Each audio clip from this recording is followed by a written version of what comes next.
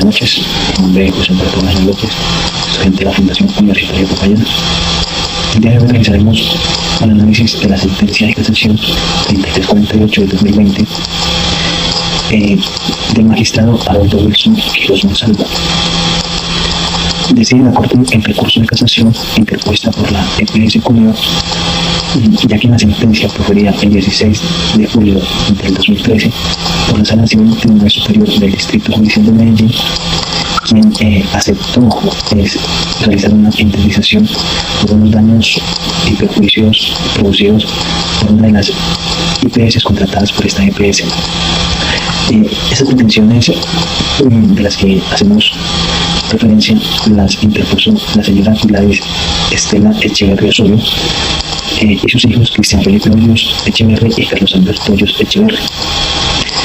Las pretensiones que hacen ellos es porque el compañero permanente de la señora Gladys Estela Echeverri Osorio fue vulnerado, digamos así, ese derecho a la salud, a tener una vida digna, a ser una persona que en el momento de ocurrirle los hechos, para los médicos se consideraba una persona estable que podía movilizarse o estar en su vida diaria sin complicaciones.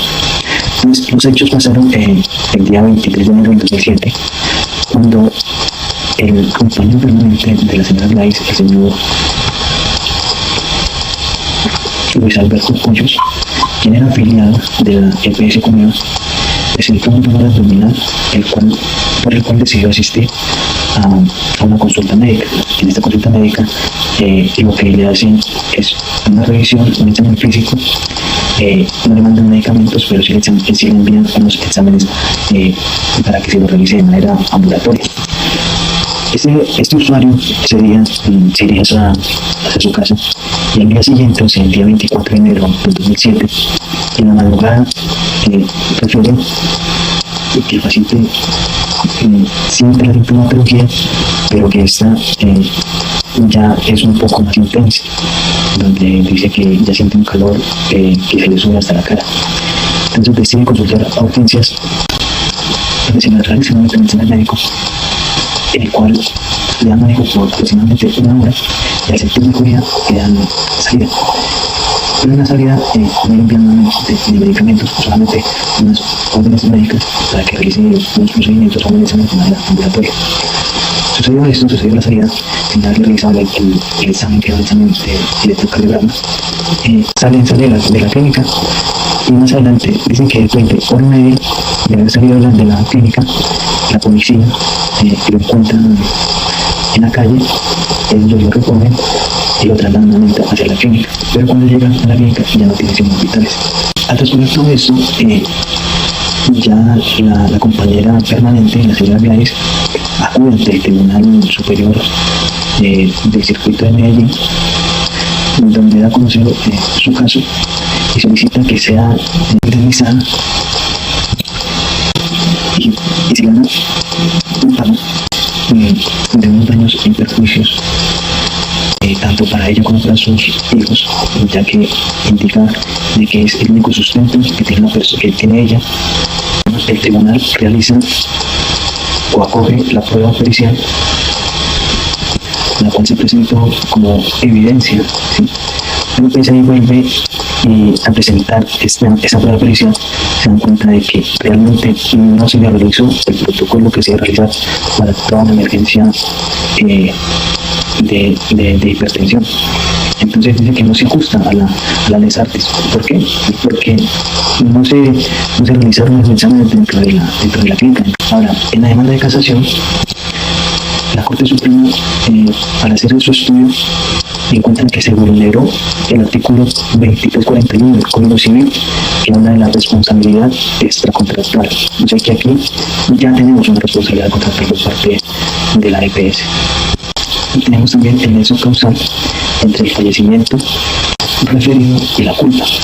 O sea, si fue culpa de la EPS Cuneo al contratar con una EPS en donde no se contaban con los requerimientos, diría yo, mínimos que una institución debe tener, ¿sí?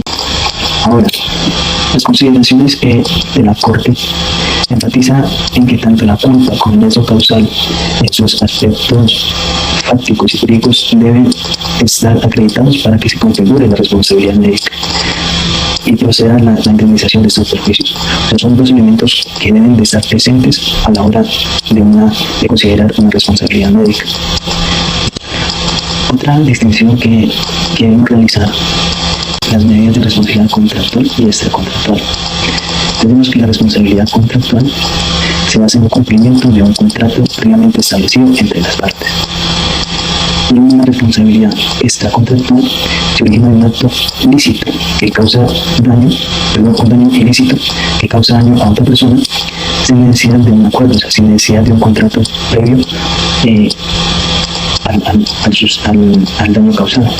Entonces, la sentencia analizada por la Corte Suprema de Justicia enmarca la tipología de la responsabilidad civil extracontractual en este caso. O sea, en esta ahora, en la decisión de la Corte, la decisión tomada por la Corte Suprema de Justicia es que confirma la sentencia proferida por el Tribunal Superior del Distrito Judicial de Medellín, quien a su vez ya había confirmado la decisión del Juez Nuevo 13 Civil del circuito.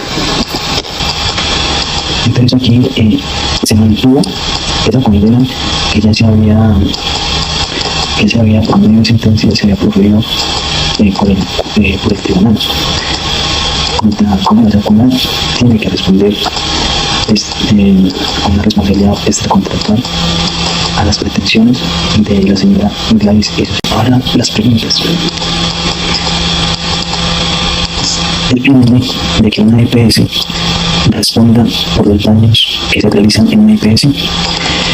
Pues yo consideraría que sí, la respuesta sería positiva, ya que son las EPS encargadas de contratar con las EPS y hacer un seguimiento para que éstas cumplan con ese deber objetivo, que es el cuidado de la salud de sus usuarios. Entonces, en este caso, falló en eso. Primero, falló en hacerle ese seguimiento, en decirle: bueno, si usted no tiene estos elementos, se va a terminar el contrato con ustedes. Si Comedor le hubiera hecho ese seguimiento a esta institución, a esta IPS, las condiciones de muchos, o sea, no solamente aquí estamos hablando de este paciente o de este usuario que fallece, sino que cuántos más casos no se presentarán por el mismo.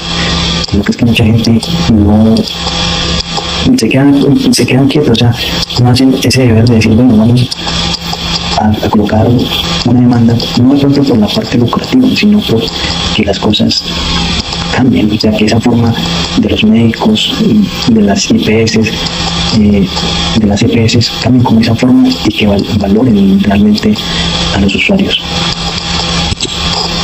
La otra pregunta es: ¿realmente el actuar de los médicos va a favor o en contra de la vida humana? Yo considero que actualmente los médicos han cambiado o han dejado mucho su deber objetivo. Su deber objetivo es ese cuidado a las personas. Ahora ya no asiste a una clínica, a la urgencia, a la consulta ambulatoria, y ya no está con ese médico que en algún tiempo entraba, lo saludaba, lo escuchaba realmente, en qué le podía ayudar, hacía una auscultación, un examen físico que realmente se podía dar con el malestar o la enfermedad que tenía el paciente.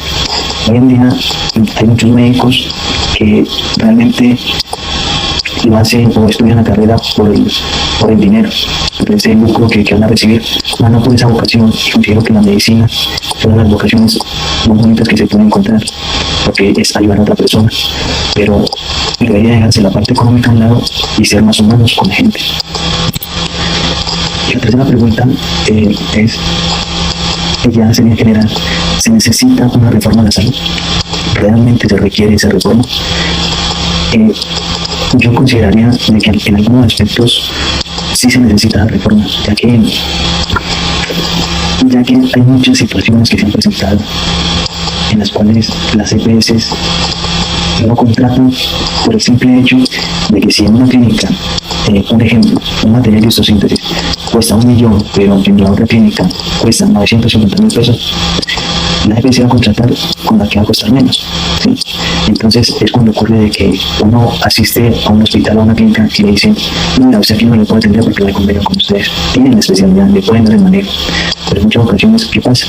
Como no hay convenio, entonces uno se debe ir a otra clínica que le pueda prestar el servicio. Y en muchas ocasiones hasta se debe cambiar de ciudad para poder recibir la atención. Un ejemplo, en Cali, en Clínica Valle de Lili, maneja la especialidad de cirugía cardiovascular, pero cierta EPS no tiene convenio. No tiene convenio no, en Cali con ninguna EPS que maneje cirugía cardiovascular.